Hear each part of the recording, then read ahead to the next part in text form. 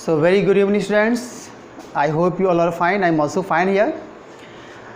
So together we will discuss once again the coordination compound, and in today's lecture we will discuss valence bond theory. Okay, valence bond theory discuss करते हैं हम लोग.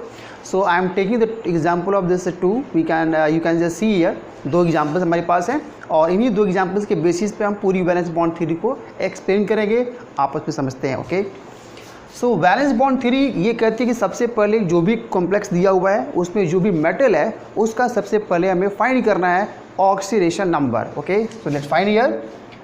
Potassium it has +1 charge, iron को हमने मान लिया X, this is the 6 cyanide ion, 1 is equal to 0, so we can find here X +4 - 6 is equal to 0, so X is equal to +2.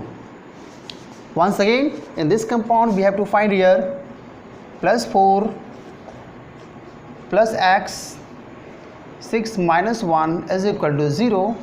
Similarly, we can find here the X is equal to +2. So in both coordination compound, the oxidation number of central metal is same, that is the +2. Okay, so this is story is finished. So this is story is finished, and what we have just calculated in the both cases oxidation number is, so here find oxidation number is +2 here, and oxidation number same here is also +2 for what? Iron, that is the central atom. Now the next point, valence bond theory क्या कहती है कि whatever the oxidation number, it will lose the number of electrons equal to the oxidation number.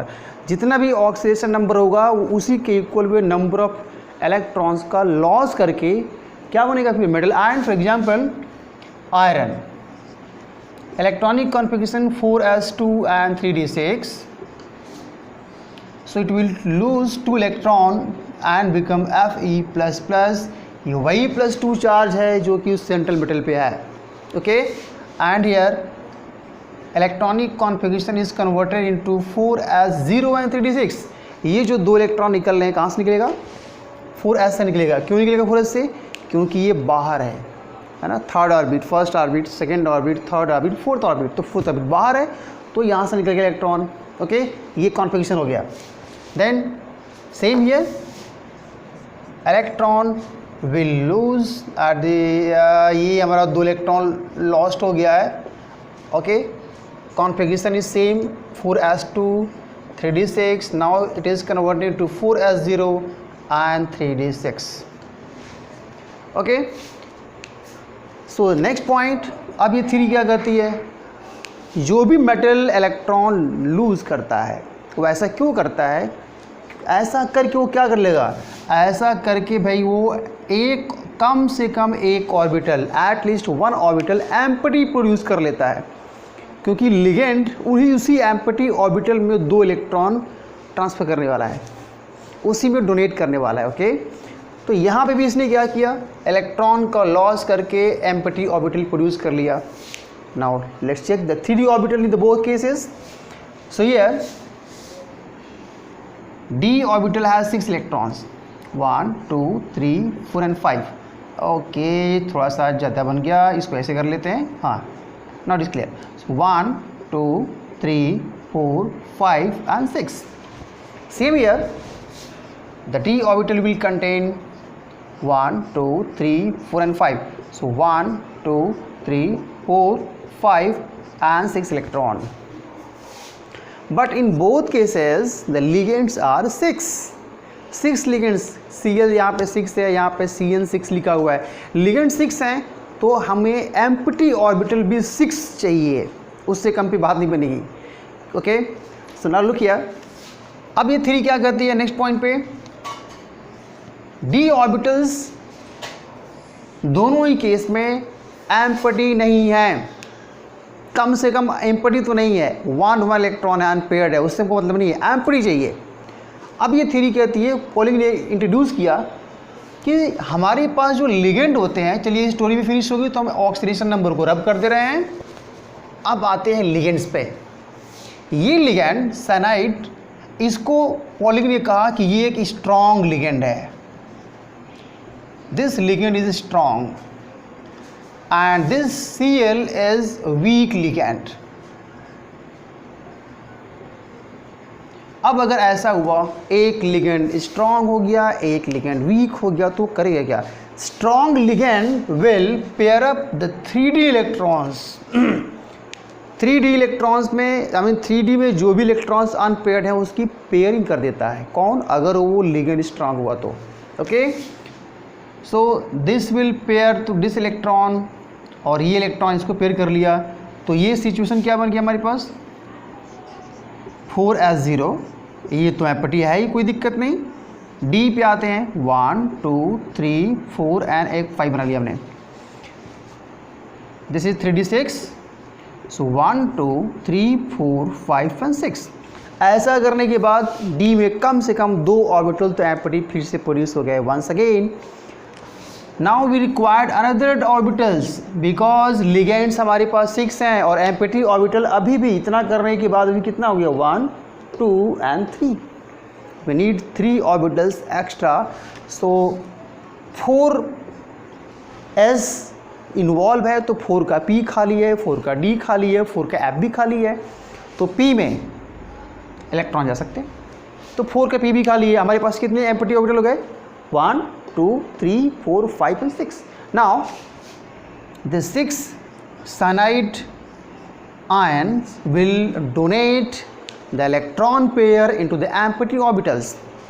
So ये 1 electron pair यहाँ पे जाएगा, 1 electron यहाँ पे, और इस तरीके से इलेक्ट्रॉन्स पेयर फिल कर दिए जाएंगे मेटल्स के एम्प्टी ऑर्बिटल्स में. क्लास ओके, यहाँ पे क्या इन्वॉल्व किया गया? लोग S इन्वॉल्व हुआ है, P इन्वॉल्व हुआ. देखो S 4s इन्वॉल्व हुआ, 4p इन्वॉल्व हुआ, तो हमने P भी लिख दिया. और P में 3 ऑर्बिटल्स, 1 2 3, इसका 1. D में देखो 1 2 इन्वॉल्व हुआ है, बट ये D कौन सा है? 4 से पहले का 3 वाला है, तो इसको हम D पहले लिख देंगे, D2sp3. अंदर का D यूज़ किया गया, बाहर का D यूज़ नहीं किया गया. Look here,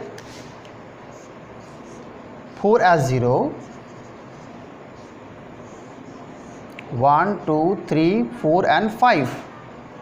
d6 1 2 3 4 5 and 6. 4p.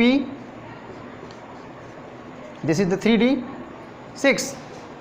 इस केस में अब ये लिगेंड जो इसके साथ अटैच होने वाला है, जो इलेक्ट्रॉन डोनेट करेगा इस आयरन को, ये लिगेंड वीक है. अगर ये वीक है तो इन इलेक्ट्रॉन्स को पेयर अप नहीं कर सकता. उस केस में डी, अंदर वाला डी तो खाली हो ही नहीं सकता. इलेक्ट्रॉन पेयर नहीं हो रहे हैं, कम से कम एक इलेक्ट्रॉन तो है ऑर्बिटल्स में, तो वो एम्प्टी नहीं हो सकता. तो अब क्या करें? अब इसकी मजबूरी है कि ये कोलाइड आयन, ये chloride as a ligand electron को डोनेट करने के लिए क्या करेगा? ये आउटर डी का यूज़ करेगा. Means 4d 1 2 3 4 5. This is the 4d, outer D use किया करेगा. तो अब ये क्लोराइड आयन, 6 क्लोराइड आयन को इलेक्ट्रॉन डोनेट करना हो तो क्या करेगा? 1 2 3 4 5 and 6. So in this case जब लिगेंड वीक है तो डी बाहर का यूज़ किया गया है. So here we can write sp3 and d. 4 का S, 4 का P, 4 का D, आउटर हो गया D2, sorry. So hybridization will be changed as per the ligands. अगर लिगेंड स्ट्रॉन्ग हुआ तो अंदर के D में जो भी इलेक्ट्रॉन्स उनकी पेयरिंग कर देगा अगर पॉसिबल है तो. और अगर वीक हुआ तो पेयरिंग नहीं कर पाएगा, उसकी मजबूरी होगी कि वो आउटर डी यूज़ करे. ओके, नाउ अब अगर ऐसा हुआ तो इसको हम बोलेंगे क्या? ये स्टोरी फिनिश हो गई है, मैं इसको रब कर देता हूँ. Okay, so now look 4s0 outer D use किया गया. यहाँ पे जो डी यूज़ किया गया आउटर डी यूज़ किया गया. So this will termed as outer D complex. Second thing, outer D use किया गया तो अंदर का जो डी ऑर्बिटल्स में अनपेयर्ड इलेक्ट्रॉन हैं मैक्सिमम जितने हो सकते हैं सारे पड़े हुए हैं, अनपेयर्ड ही पड़े हुए हैं. Okay, so the orbitals which will have the maximum number of electrons unpaired after the ligand and metallic bonding, then such complexes will known as high spin complex. Okay, and obviously the hybridization will be what? S P3 and D2. ये D बाहर का है. Now look here. This is called inner D complex because अंदर वाला D use कर रहे हैं हम लोग. ओके, डी अंदर का यूज़ किया गया तो this will termed as inner D complex. And now we can see here strong ligand था तो उसने इलेक्ट्रॉन्स की पेयरिंग कर दी, तो अनपेयर्ड तो बचेंगे नहीं. अगर बचेगा भी तो मिनिमम बचेगा, 1 बच सकता है मैक्सिमम. ठीक ना, एक ही इलेक्ट्रॉन अनपेयर्ड बच सकता है, उसकी पेयरिंग तो हो नहीं सकती. तो यहाँ पे क्या लिखेंगे? लो spin complex. So low spin complexes are those complexes which have minimum number of unpaired electron. I repeat once again, the low spin complexes are those which have minimum unpaired electron. Okay, मैं क्या बोल गया? Those complexes in which there are the minimum number of unpaired electron, they are known as low spin complexes. And obviously these will have configuration what? D2. अंदर का D इसको आगे आ गया तो sp3. So class, I hope you understand what is the difference between outer D and inner D complex, what is the low spin and high spin complex, and how the hybridization will be changes. But listen carefully, they both will have the same arrangement, that is called as what? Octahedral complexes. This is called octahedral complexes. ये भी octahedral complex है, ये भी octahedral complex है. I will just share in the next video what is the difference between them. Okay class, so thank you for watching. I hope you understand, and please give me a call and give me a message if you have any doubts, so that we will just clarify all the things again in the next video. Okay, thank you very much. Thank you.